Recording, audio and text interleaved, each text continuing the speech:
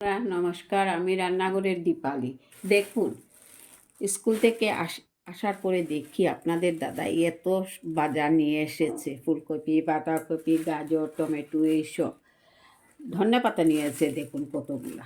তাই ভাবলাম চুরি চুরি চুপকে চুপকে কিছু পাতা বড়া করে নেব।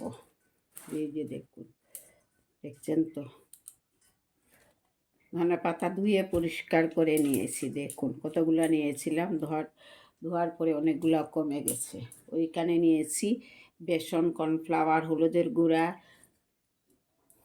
নুন, হাতের সাহায্যে ওগুলা মিশিয়ে নেব।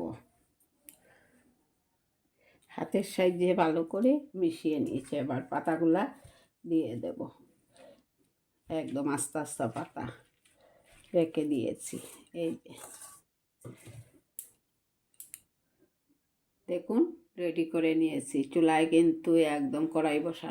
কিন্তু কড়াই বসানো, আঁচটা বাড়িয়ে দিলাম। তেল দিয়ে দিচ্ছি রিফাইন তেল, সাদা তেলটা গরম হয়ে আসছে, বড়া দিয়ে দিচ্ছি।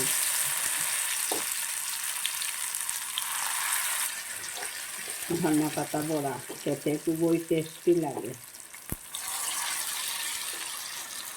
বড়াটা একটু উল্টানো দিয়ে দেবো।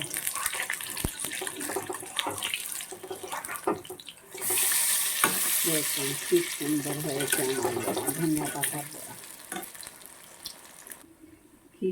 একদম কি সুন্দর হয়েছে। নামিয়ে নেব এবার, গরম গরম খেয়ে নেব ভাতের সঙ্গে।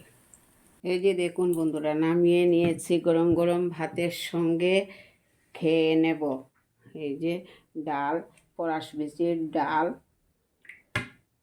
আলু ভাজা, আর এই যে বড়াটা খুবই টেস্টি ধনেপাতার বড়া। আপনাদের কেমন লাগে খেয়ে দেখব।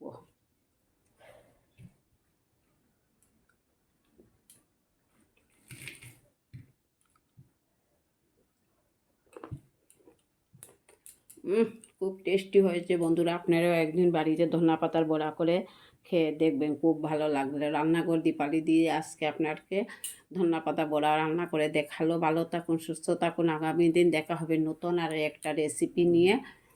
এই যে দেখুন, ফরাস বিচির ডাল, আলু ভাজা, আর গরম গরম ধনেপাতা বড়া, গরম গরম ধনেপাতা বড়া, এটা দিয়ে আজকে সকালে ভাত খেয়ে নেব বন্ধুরা। নমস্কার, আগামী দিন দেখা হবে নতুন আরও একটা রেসিপি নিয়ে। পাশে থাকুন, লাইক কমেন্ট করুন, পুরা ভিডিওটা দেখুন, কেটে কেটে দেখবেন না। তাহলে পাশে দেখুন থেকেছেন বন্ধুরা, ভালোভাবে থাকুন। নমস্কার।